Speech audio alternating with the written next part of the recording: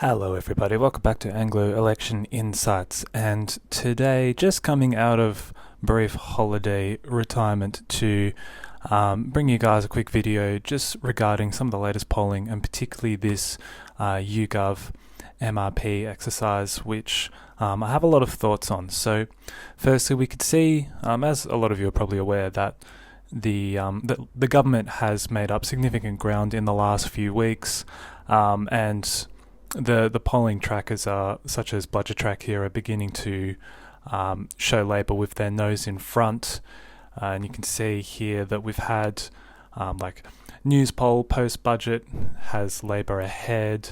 YouGov, their national two-party preferred in this exercise, which included quite a lot of interviews and a lot of data, shows Labor just ahead.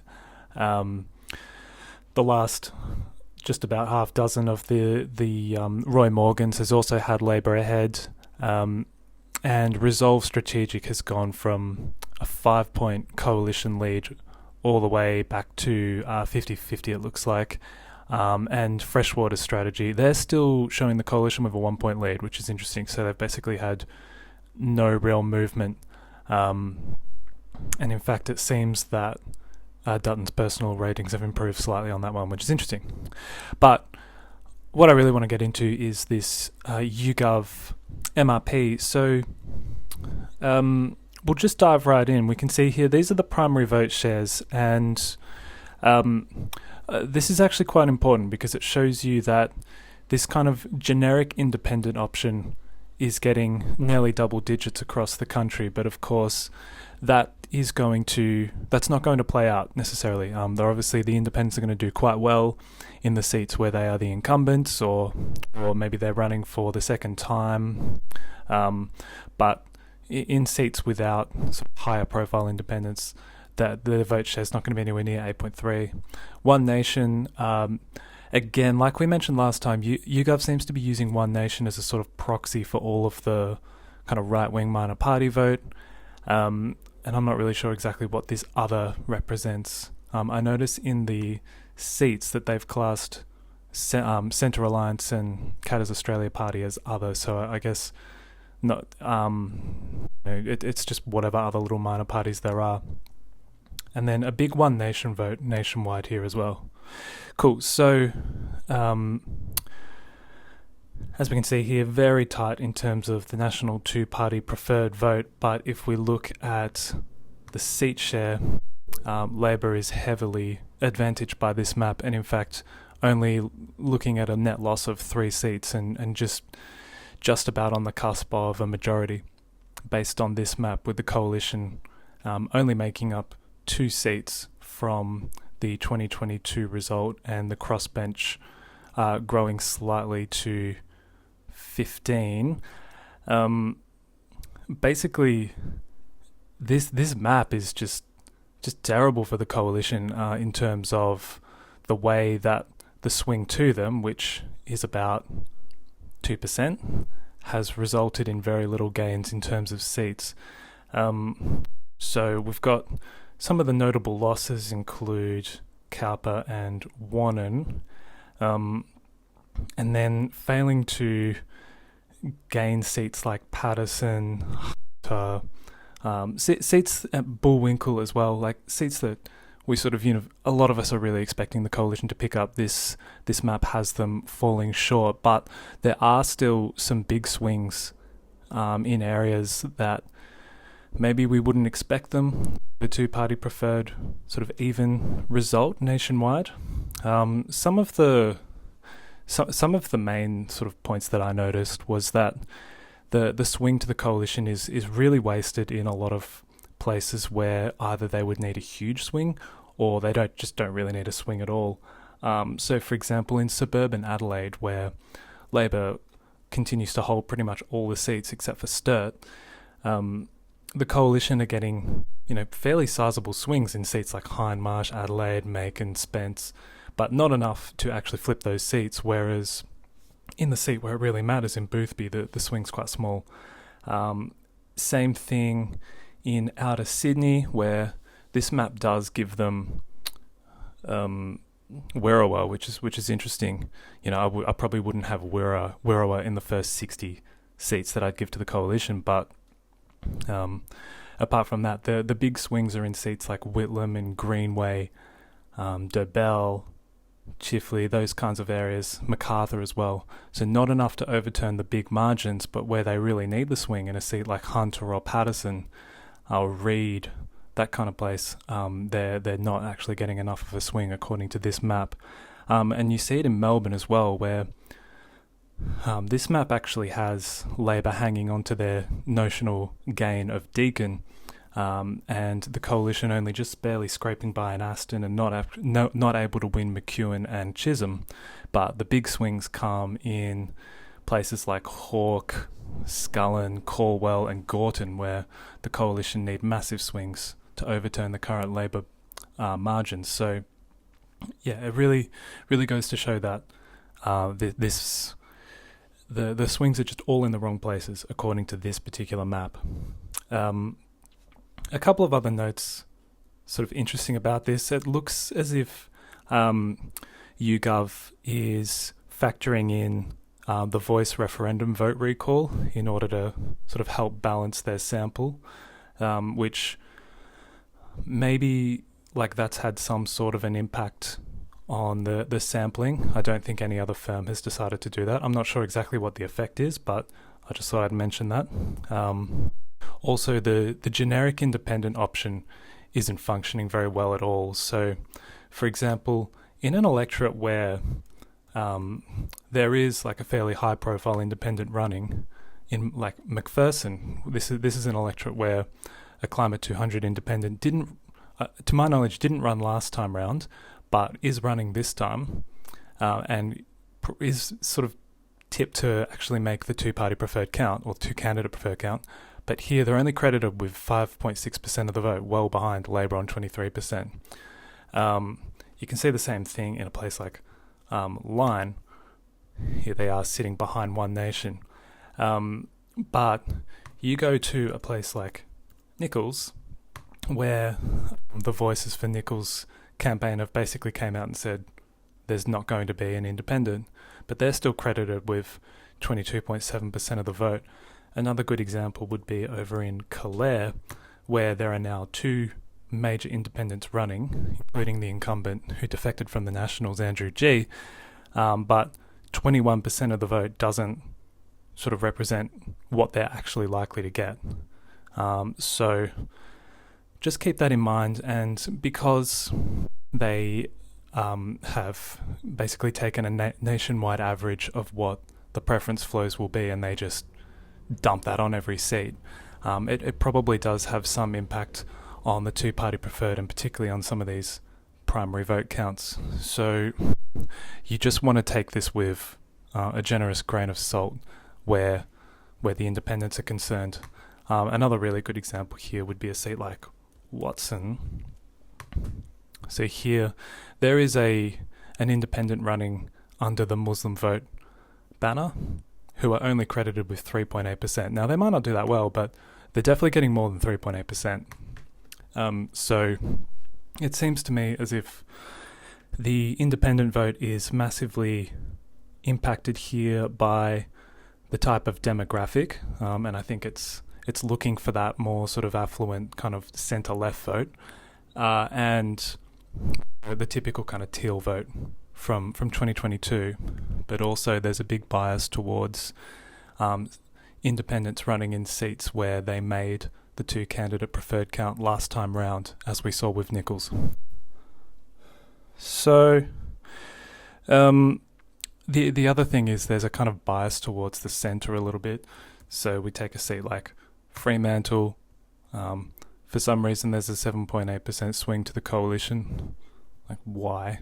I don't really understand that that's likely at all. But then in Gippsland, which is a seat that is probably suffering a little bit under like the end of native forest logging, which if we recall, like the rural swings against Labor in WA, which were probably partly due to the federal live export ban, which probably damaged the the general Labor brand, well, state Labor has probably damaged the brand in East Gippsland due to the ban on bringing forward that ban on native forest logging. But somehow there's room for an 8% swing to Labor, which I highly doubt will happen. Like Darren Chester's a pretty popular member, so I really can't see this happening. I think he'll get like 55% of the primary vote, to be honest.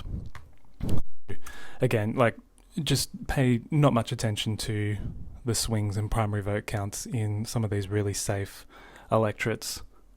The other thing I noticed when kind of going through was that the nature of the swings in certain types of seats was interesting, to say the least. So some of these kind of older, more anglicised electorates, more kind of blue-collar electorates like Hunter, for example, they were showing a pretty muted swing, only 1.8%. Same thing next door in Patterson, only a 3% swing, or just under 3%, which wouldn't be enough to overturn the margin there.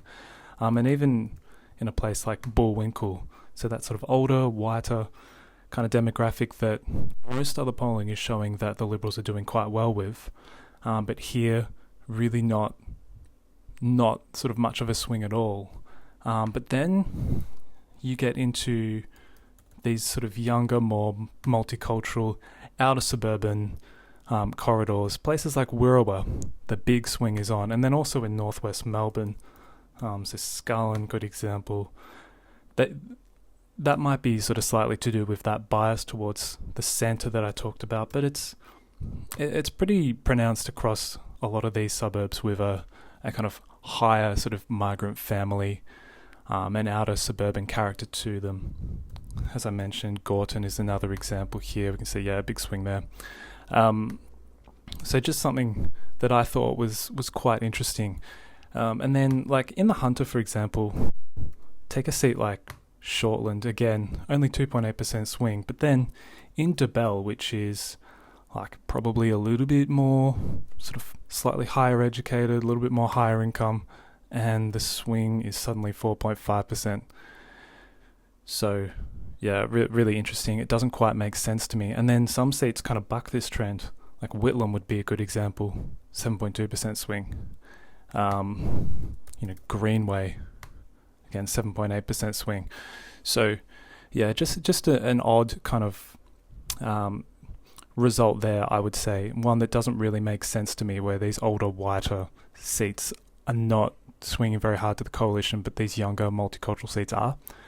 And then where it really matters, in a seat like Bruce, like, again, coalition just falling slightly short. They say 4.1% swing, but again, YouGov have done that annoying thing where they take the 2022 margin and don't factor in the redistribution, so that would actually be more like a 2 or 3% swing, I think. So I'll dive into kind of like some more region-specific and seat-specific results of note. In inner Brisbane, for example, so the seat of Ryan. Now, we just had results from Newspoll and Freshwater Strategy that kind of dove more into the state-based results. And like Newspoll, for example, was showing a 3 or 4% swing to the coalition from 2022, which was already a pretty decent result. And yet the Greens are still able to win a seat like Ryan. But again, this other vote, this independent that I'm not sure even exists, like how is that affecting, the final two-party preferred margin? But again, like in a seat like Brisbane, we're seeing both major parties improve their primary position to the point where Labor are easily able to take the seat over the Greens. I highly doubt they're going to jump 6% in front of the Greens there. And this one here, Griffith, again, this one has this just doesn't quite make sense to me. So Labor and the Greens in the two candidate preferred, but the coalition only just behind on primary with a 4% One Nation vote, and yet somehow they're not making the count. I find it really unlikely that the coalition aren't going to make the final count in a seat like Griffith. So Labor would have to seriously strengthen their position in order to win this seat, and up against Max Chandler-Mar's personal vote, I find that quite difficult to believe. We sort of went through the Hunter. I'll just take you guys through some of these Melbourne seats as well. So if we look at a seat like Deakin, so this is basically no swing to the coalition, similar kind of result in Menzies, just a slight swing. And keep in mind that at least 3 polling firms in the last week or so have found the swing in Victoria is going to be, around 4% at least. We'll go to Aston. There we can see actually a swing to Labor, but that's based on the 2022 results. So from the by-election, that's like a 4 or 5% swing to the coalition. And then finally, Chisholm. That says 5.7% swing, but of course, because of the redistribution, that's more like a 2.6% swing, I think. And it has the coalition falling just short. So this big sort of divide has opened up in Melbourne between the east and west. And, if we look at a seat like Hawke, for example, pretty big swing to the coalition there. They're getting quite close to winning that seat. We already looked at Gordon, but I'll show you again. Nearly 8% swing. Even in a seat like Fraser, somehow they're getting a 6% swing there. In Lawler as well, big swings to the coalition. So, I think it's clear that there are trends in Melbourne where the east is probably trending a little bit sort of towards Labor, and the west is trending a little bit more quickly towards the coalition from a much lower base. But I think this YouGov result probably, it's just a little bit implausible that the east is going to trend so much towards Labor, given what the statewide swing is expected to be.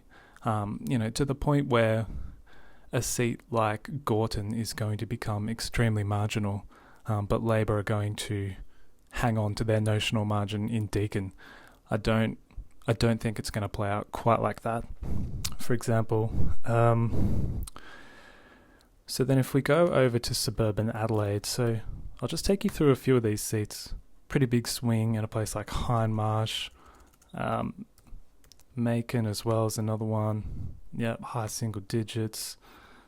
Spence as well. And you notice high One Nation votes here being very much factored in. And I think that's what's driving a lot of the swing towards the coalition. But even in central Adelaide, nearly a 4% swing to the coalition, which I don't expect. But where it really counts, here in a place like Boothby, the swing is very muted, and the One Nation vote's down. 10% for an independent. I don't know if Boothby actually has a sort of highish profile endorsed independent who would poll 10%, but that's probably affecting this final reading as well, because that's a pretty sizable difference between primary votes. So some interesting results in places like Adelaide. The other one I noticed was Eden Monaro still showing a massive swing to the coalition, and the other one that didn't quite make sense was Macquarie, 7.2%. So, these big swings in these rural seats, I guess rural, like regional rural, that are very much trending towards Labor. The demographics are quite different to other regional seats. You've got sort of more tree changes and that sort of thing moving into a place like Macquarie and the Blue Mountains. Whereas if you take a similar seat, somewhere like a Casey, for example, which kind of blends that outer suburban, that kind of tree change hippie-ish area, here we're seeing a much more muted swing to the coalition. So, I'm not sure. I don't really know how YouGov is finding such big swings to the coalition in seats like Eden Monaro. It just doesn't quite make sense to me. Perhaps, I don't think One Nation and the right-wing miners are polling nearly 10%, for example. So, just some interesting ones there. If we dive into a little bit to WA, a lot of the key seats kind of around inner Perth aren't moving the way the coalition really need them to. So, very small swing in Tangney. We went through Bullwinkle before. That represents like a 1.5% swing there. Not quite enough. Even, some of these other seats, like that's a much bigger swing in Cowan. Swan, yeah, only a little bit there. And if we look sort of further south, a seat like Canning, it's actually moving towards Labor according to this one. And Forest, this was an interesting one again. I think it was Climate 200. They released some polling showing their independent candidate was making the count and coming within a 1% of overtaking the coalition. But again, the YouGov here showing movement towards Labor in the sort of Margaret River Southern Coast area of WA. And the only seat where there really was notable movement to the coalition was in Pearce. So just an interesting one there, how I've seen some news reports and there's all that mortgage stress and all that sort of thing happening in Pearce that's sort of a constant theme, that there might be a bit of a swing on there, but obviously it's a large margin. Not so sure that One Nation's polling 11% there, but we shall see. Apart from that, that's probably most of my thoughts. So just to recap, like I won't really go through the teal and independent results. I will show you the ones that flip, I guess.